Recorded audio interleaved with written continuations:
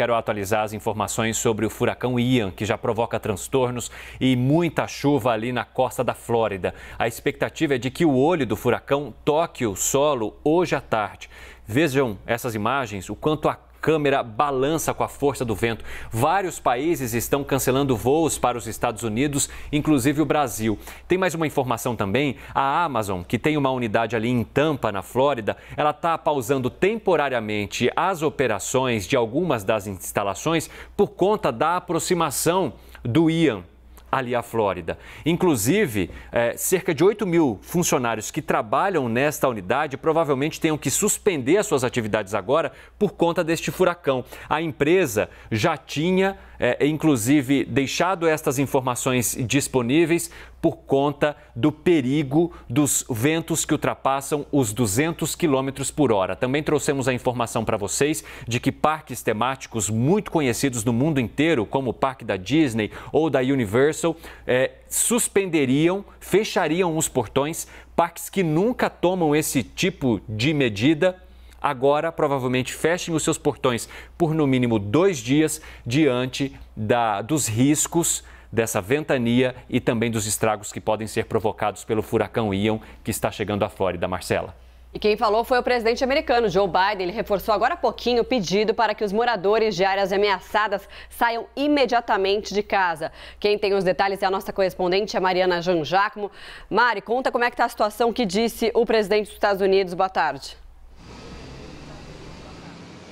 Oi, Marcela, Evandro, boa tarde a todos. O presidente Joe Biden chamou essa tempestade, chamou o furacão Ian de uma tempestade incrivelmente assustadora. E ele pediu para que a população siga o que dizem as autoridades de emergência, pediu para que, se as pessoas estão em um lugar por onde esse furacão vai passar e se foram aconselhadas a sair de casa, que realmente saiam, que façam isso. Biden disse: não confie no seu julgamento, confie no julgamento das autoridades de emergência, dos especialistas e, por favor, se preparem, porque essa é uma tempestade incrivelmente assustadora. Então foi uma mensagem realmente de alerta do presidente americano para esse furacão que pode chegar à categoria 5, né? Ventos de quase 250 km por hora, que já começa a causar estragos na Flórida. Então, por isso, Biden foi a público para dizer isso, porque a gente sabe que essa é a temporada de furacões nos Estados Unidos e muita gente, mesmo com os avisos, com os alertas para sair de casa,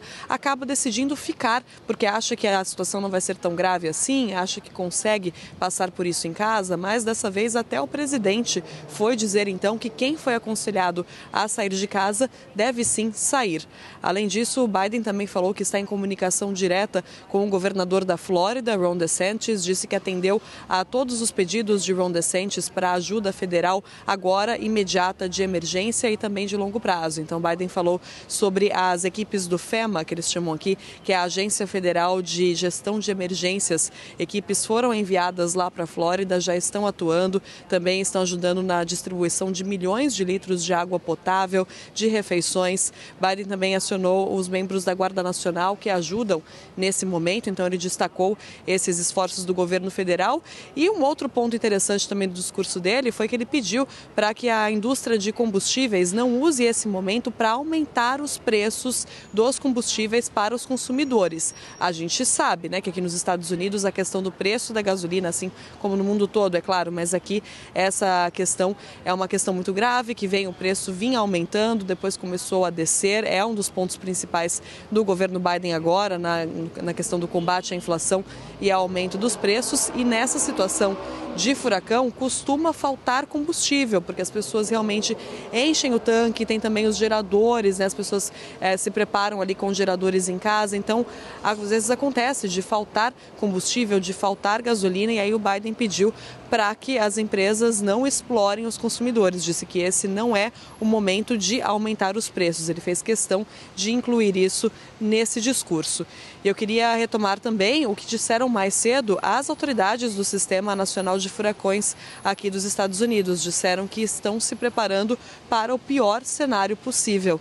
essa é a situação agora, essa é a gravidade desse furacão, do furacão Ian. E por isso pediram também, ecoaram exatamente o que disse o presidente Joe Biden, pediram para que as pessoas saiam de casa, aquelas que puderem, né? Porque a janela de tempo, ela não é grande, ela é uma janela de tempo curta, tanto que em alguns lugares já não dá mais para sair e alguns abrigos estão já fechando as portas. São mais de 170 abrigos em todo o estado da Flórida nesse momento para receber as pessoas que precisam sair de casa e alguns começam já a fechar as portas por questão de segurança. Chega um momento em que nem as equipes de resgate de emergência conseguem sair. Então, por isso, enquanto é tempo, as pessoas precisam sair e ir para um lugar seguro. Foi isso que pediu o presidente Joe Biden, foi isso que pediram as autoridades de emergência e também o governador da Flórida, Ron DeSantis, que disse que os impactos dessa tempestade serão muito significativos e poderão durar aí até 2 dias. É uma tempestade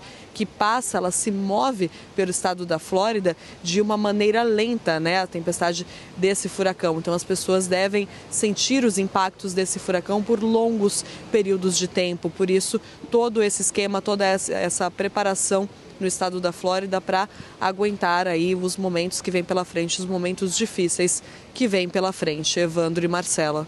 Conversar um pouco mais com você, mas também aproveito para reforçar uma informação. Vocês viram essas imagens, né, do vento impressionante com mais de 200 km por hora e é importante reforçar que o olho do furacão ainda não atingiu, não tocou o solo. Isso, segundo os meteorologistas e as autoridades climáticas, deve acontecer na tarde de hoje. Todo esse efeito que a gente está acompanhando por meio das imagens é ainda do aspiral do furacão. Então, vejam a quantidade de chuva, de vento e um outro efeito que é bastante perigoso é o nível do mar, né? Mariana Janjaco, porque o nível da água ele começa a subir demais e segundo informações que a gente estava apurando aqui junto com os nossos editores de Inter, da nossa redação aqui na CNN Brasil, são níveis que ultrapassam inclusive outros que já eram altos em tempestades parecidas lá em 2017. Exatamente, Evandro, já há recordes, né, dos níveis do mar ali nesse momento. Tanto que as regiões que mais sofrem, é claro, são aquelas regiões ali na costa da Flórida e a região do arquipélago ali mais ao sul do estado, como a região de Key West. Key West, que é um destino turístico, muita gente vai lá por causa das praias, já está debaixo da água praticamente, né? Já está bem alagado, com ruas inundadas, né? E isso que o olho do furacão, como você disse, ainda nem chegou a tocar o solo. Então, Key West já passa por um momento muito difícil justamente por causa disso. E também é claro que toda essa chuva e essa questão da elevação do nível da água acaba também afetando a rede elétrica. Esse é um outro grande problema. Mais de 300 mil pessoas estão sem energia elétrica no momento no estado da Flórida. As companhias de energia elétrica tentam ali reparar, fazer os reparos enquanto podem, enquanto ainda é seguro ir para a rua fazer esse tipo de reparo, mas é difícil, é uma situação complicada. Por isso, o Biden também destacou no discurso que as equipes dessa agência, a FEMA, que é essa Agência Federal de Gestão de Emergências, toda vez que tem um desastre aqui nos Estados Unidos, as equipes desse departamento são acionadas e são mandadas para esse lugar. Então, essa equipe também faz, além da distribuição dos milhões de litros de água potável, de refeições, também faz a distribuição de geradores, porque as pessoas chegam sim a ficar sem energia elétrica. E a gente que está aqui, por exemplo, Evandro, eu estou em Nova York, não estou, claro, na rota desse furacão que deve ficar ali pela Flórida, mas mesmo aqui, o furacão é a principal notícia do país, então você vê os repórteres de TV falando disso toda hora, todos os sites também e dando o serviço para as pessoas, justamente porque há uma comoção muito grande, porque se sabe que vai ser grave, é o que tudo indica, vai ser uma situação grave, já é grave, né, e deve ficar ainda pior nos próximos momentos. Então, a todo momento a gente recebe informações, mesmo a gente que está longe desse furacão, recebe informações, dicas das autoridades sobre o que fazer, sobre como se proteger, sobre como proteger a sua casa, né? Então, mesmo as pessoas que saem tentam ali proteger a casa do jeito que podem para evitar os prejuízos e as que ficam também recebem várias dicas, como, por exemplo, encher a banheira de água, né? Guardar ali, ter lanterna, ter baterias, ter o gerador de energia carregado. Então, mesmo longe do furacão, a gente percebe a comoção que existe em todo o país, a preocupação que existe em todo o país com esse tipo de situação. Tanto que o próprio presidente americano veio a público para dizer e para pedir muito que as pessoas levem essa situação a sério. Ele disse que isso vai ser grave e usou essas palavras que me chamaram muito a atenção. Uma tempestade incrivelmente assustadora, Evandro e Marcela. Mari, continua com a gente nessa cobertura, porque a gente vai trazer agora um recorte que está no nosso site, uma matéria que está no nosso site para contextualizar a história do furacão Ian. E depois você volta aqui com a gente para a gente falar um pouquinho também da questão da sensação das pessoas, como que elas estão se manifestando, se de fato elas estão conseguindo sair, porque tem um alerta que tem gente que nem pode mais sair. Porque é mais perigoso ainda sair. Então tem que se acobertar ali, ficar, se abrigar num andar mais alto da casa para a chuva não invadir. Enfim, uma situação bastante complicada. Vamos mostrar aqui no site então, porque agora a situação é a seguinte. O furacão não tocou no solo ainda americano, né? A previsão é que ele toque o solo ainda nessa tarde, mas já está causando muita destruição. Então a gente tem aqui, ó, o furacão Ian se aproxima da categoria 5 e se move para o sudoeste da Flórida. A categoria 5 é a mais alta de todas. O olho extremamente perigoso do furacão, um pouco abaixo da intensidade da categoria 5, está se movendo para a costa sudoeste da Flórida, como a gente está falando aqui, a Mari trouxe aqui, também está acompanhando essa cobertura com a gente, com a tempestade prestes a infligir ventos catastróficos, ondas de tempestade e inundações em grande parte do estado, dizem então os meteorologistas. E agora está na categoria 4 com ventos de 250 km por hora, então está na categoria 4, com a expectativa de chegar na 5, que é a máxima, já com 250 km por hora. O centro do Ian estava a cerca de 70 quilômetros a oeste-noroeste de Nápoles por volta das 11 horas no horário local. Deve então cruzar para a terra, talvez ao norte ali perto de Ponta Gorda, no início da tarde de quarta-feira, então no início da tarde de hoje deve tocar o solo. E aí aqui continua, se a gente puder também mostrar as imagens que a gente tem das tempestades lá na Flórida, para a gente também ir mostrando aqui para as pessoas. Grande parte do centro-oeste da Flórida e até mesmo lugares do interior enfrentam desastres. Tempestades históricas de até 2 metros são possíveis e podem engolir casas costeiras, então é uma situação muito complicada.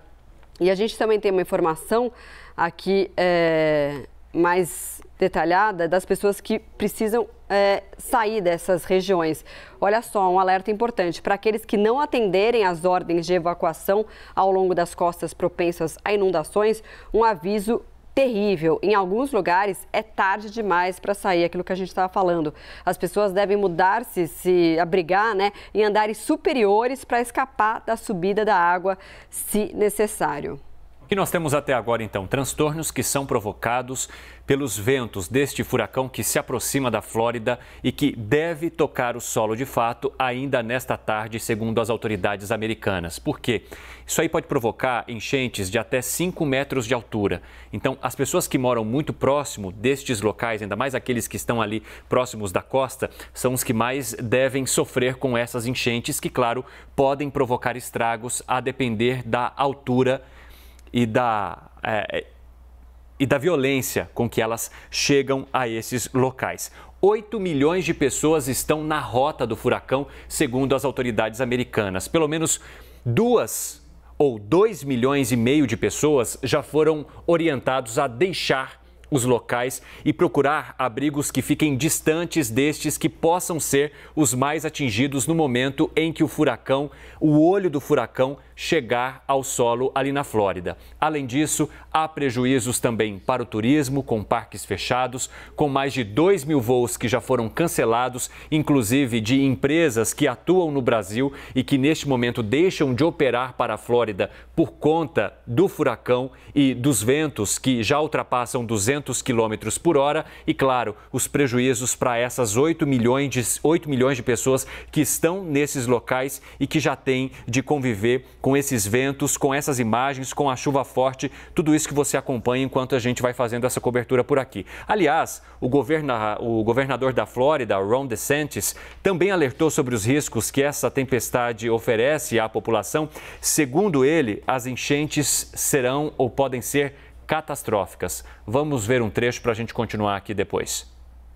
People in Southwest Florida, this is going to likely make landfall as a Category 4 hurricane. There will be catastrophic flooding and life-threatening storm surge on the Gulf Coast region. And of course, the highest risk will be in that Southwest Florida region from Naples up to Sarasota. There's also potential for flash flooding and river flooding with 10 to 20 inches across central and northeast Florida.